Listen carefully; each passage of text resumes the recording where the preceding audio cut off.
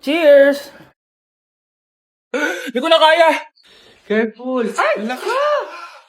Wala akong magawa ngayon, kaya naman, let's do the spicy noodle challenge! Sabi nila, sobrang anghang daw neto. Ano pang gagawin natin? Eh, dilutuin na to! Eto na siya. Ilagay na natin yung sauce.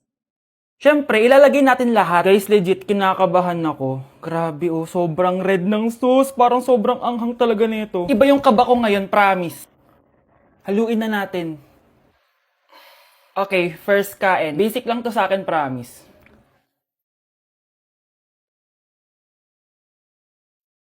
Parang wala lang. Napaka-basic. Parang level 1 lang siya. Wala siyang bahid ng kaanghangan. Guys, uubusin ko to para sa inyo.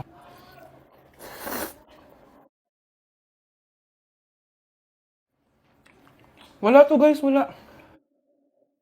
So, bumili din pala ako na tong... Oh my... Natunaw yung ice cream ko! Di guys, ano lang to? Di ba? Wala man. Basic.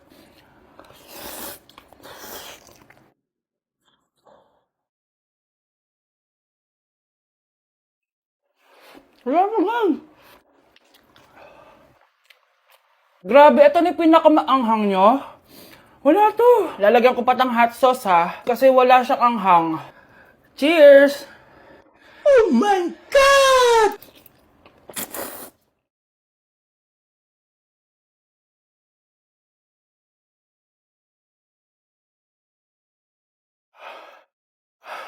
Honey Bunch!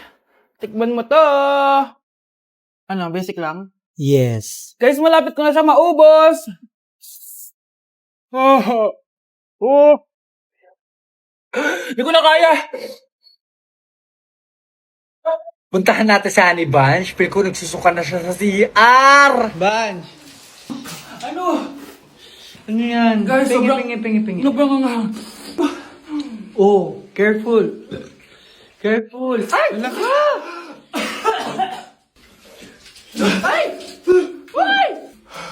Next challenge tayo ng spicy. Ayoko na. A day in my life, pero hindi ako magtatagalog, magkakapampangan ako. Nung Eyo Balo guys, kapampangan ko, yes. May panganak ko Pampangan eh. Pero ako masyado magkapampangan ka ng video ko. So lumwal kami ng abe ko, munta kami king outlet store. And medyo marimlaking wall. Sana li ko mga algal ne. Eh ako Balo, pero bala mo awkward kung magkapampangan king camera. Pero alin ako makanila magsalita pa checking personal. So tara, tugi kayo kaya kami. Lumwal ta na guys. Diyos ko, karimlan eh. Mga syas na ako. Mga syas na ako gamat. Balo yo, adwang Domingo na ako cholo ang bansa. Kukutang dana nung kapilang kumuli ako nung muli ko pa. Keling Japan eh, uso yung motoran pong tricycle. Gamitan da kaya ni train. So lungob ta na keling station. So salita ng ticket. Ticket. Kapag Tagalog, ticket. Pero pagkapampangan, ticket. Dapat maka-emphasize itang K. Keling Japan, balong-balo mong mabulok yung asbok yung kasabi mo. Kapag mamasok yung asbok, itry tayo. Ay, ayun na papansin yung sinabi ko na. So, atso kami ngayon ni Keling Mitsui Outlet. Kasi wala na kami agawa ka rin pera mi, kaya iwaldas mi nemo. Kaya bang, joke ya ito ne. Danupa na ako, grabe. Mangalgal din kalamnan ko. Mantunta mong pipanganan, tara. Mangantana. Sakto ya mo. Mas masarap na pala magluto din kapampangan. Biro mo guys, pero okay naman. Hindi mo talaga ako love. Hindi, ma-joke lang. Hindi mo talaga ako love. Patingin, Love mo ko, love mo ko. Yeah. Bakit di mo ko love?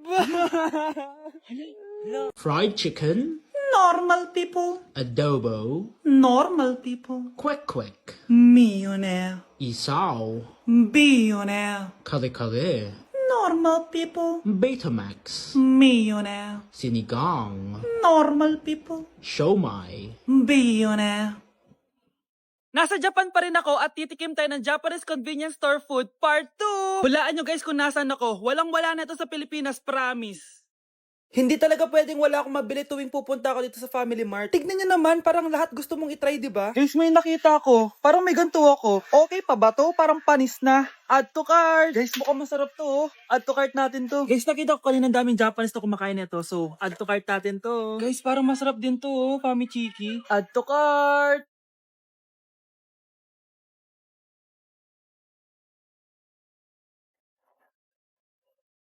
Tikman na natin! Una natin titikman na itong mukhang bayat. Bakit kaya ganito kulay niya? Saan yung amoy niya? Amoy mani. Unang kagat. Masarap siya pero lasa siyang mani. Oo eh. Masarap siya. Sarap siya. 7 out of 10 to. Next natin tong Fami Chiki. Tignan nyo guys, grabe. Walang buto to ah. The best! Pupunta talaga ako ng Japan para lang dito. Buhay ko out of 10 to guys. Next, mag-drinks muna tayo. Sarap. Wala akong masabi. Ang sarap niya. 10 out of 10 to sa akin. Ang daming Japanese na kumakain nito kanina, so try na natin kung masarap ba talaga. Yung natikman. Parang siya marshmallow. Ayos din yan. Masarap siya pero medyo matamis siya. Mahilig sa matamis. Sarap! Okay. Next natin itong palaging kinakain ni Honey Bunch. So para siyang pandesal na may feeling sa loob. Dami pala niya.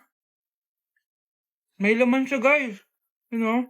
Masarap siya pero wala siyang lasa. O yun naman, magko-comment na naman masarap pero walang lasa eh. I'll give it 7 out of 10. Next natin tong parang mushroom na parang chocolate din. Next natin tong Ganito yung itsura niya.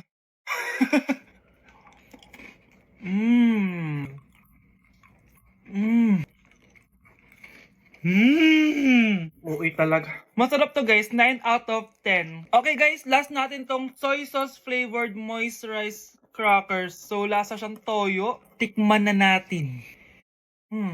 Amoy singit. So ganito yung itsura niya. may singit.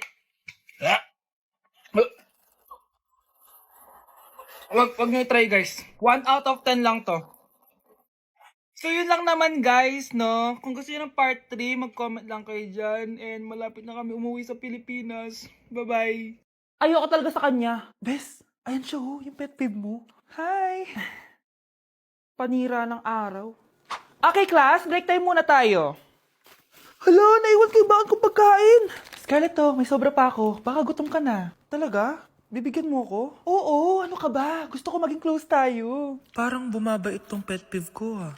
Hala, may quiz pala tayo. Bes, sabay tayo mag-review mamaya ha? Naku, sorry Bes. Kakain kasi kami ng jowa ko mamaya. Di mo ba kaya mag-isa? Ano ba yan? Ako na lang, sabay tayo mag-review. Tsaka, may reviewer din ako dito oh. Ayan na naman siya. Sure ka? Ako talaga gusto mo kasabay mag-review? Oo naman, ba't naman hindi? Idol nga kita kasi ang talino mo eh. Sige na nga. Okay, class. Para sa activity natin today, pili kayo ng partner nyo. Best, partner tayo ah. Sorry na, best. Partner na kasi kami ng baby loves ko eh. Partner na kami ng baby loves ko eh. Tayo na lang yung partner, Scarlett. Ikaw na naman. Buti ka pa. Gusto mo ako makapartner. Ayan, perfect. Partner kayo ng pet peeve mo. Ha? Best, pet peeve mo pala ako? After mo siraan sa amin yan, BFF na kayo ngayon? Samantha! Samantha, magpapaliwanag ako. Oh, ba't nandito ka? Pet peeve mo ako, di ba? Umalis ka na. Oo, pet peeve kita. Dati. Kasi ang sungit mo sa akin eh. Tapos palagi mo ako iniinis. Alam mo kung bakit? Kasi gusto kita. Ha? Wala, never mind. Samantha!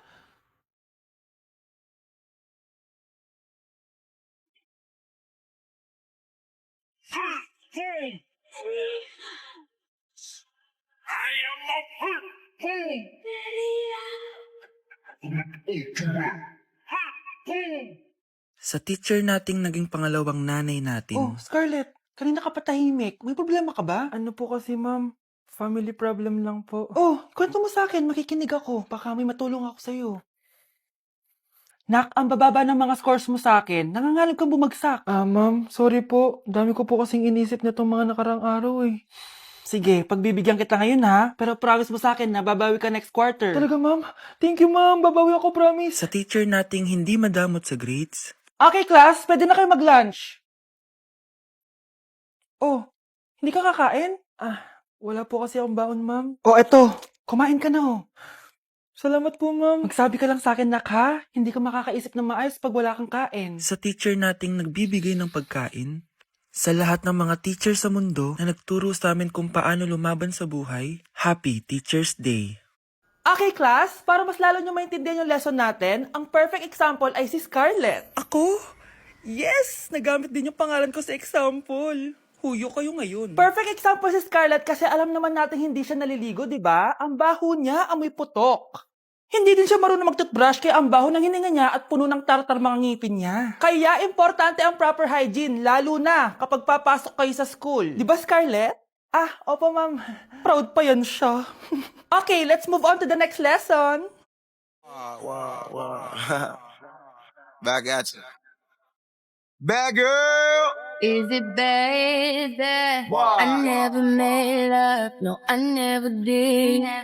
But I shouldn't have had I want you to. disappear.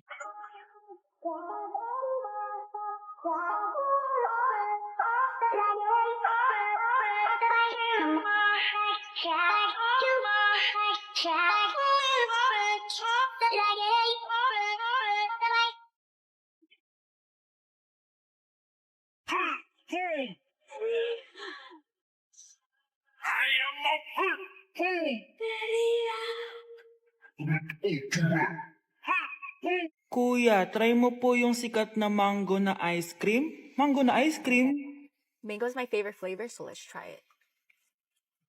Wow, parang ang sarap niya. Tara, bili tayo. So, papunta na ako sa convenience store para hanapin yung famous na mango na yan. Sabi nila meron daw dito sa Vietnam. Kaya pumunta ako dito sa Circle K. Guys, meron dito oh. Hello, kompleto. Guys, excited na ako matry ito. Bilhin na natin. Grabe, napakamahal naman ng mga yan. Ayan guys, binili ko yung mango, yung lemon, tsaka yung peach. Eto na sila. Tikman na natin. Unahin na natin tong si mango kasi ito yung pinakasikat. Sirain ko na. Wow! Mukha talaga siyang mangga in real life, guys. Tapos dito siya hahawakan. Okay, unang kagat.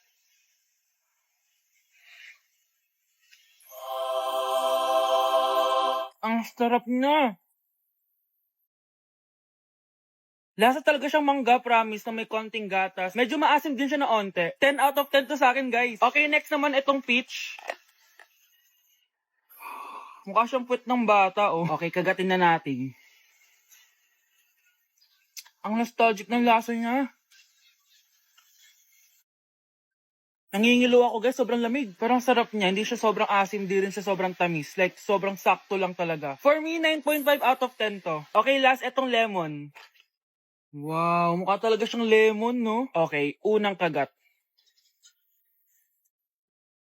Ba't parang wala siyang lasa? Tapos, hindi rin siya lasang lemon. Parang ice cream na wala lasang wala.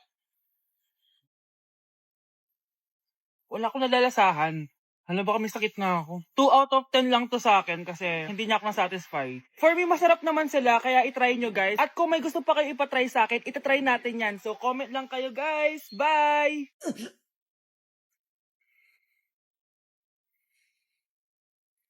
Isa ka na din katulad ko, anak. Anong ginawa mo sa akin, Nay? Kakaiba yung nararamdaman ko. Gusto mo malaman ang totoo, di ba? Isa akong diwata mula sa mundo ng Encantasia. Ha? At isa sa kapangyarihan ko ay ang manipulahin ang picture na nasa cellphone mo. Bakit di mo lang sinabi sa akin, Nay? Dahil ngayon ang tamang panahon, anak.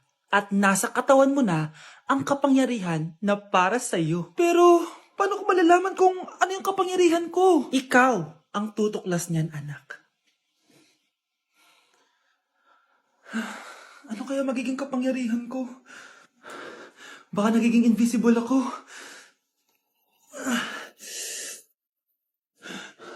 Hindi ako nawala.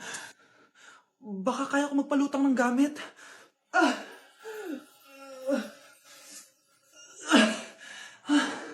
Hindi lumutang.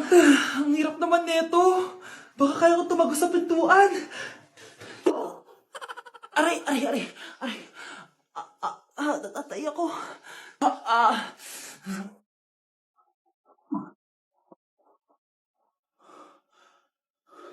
Ano yun?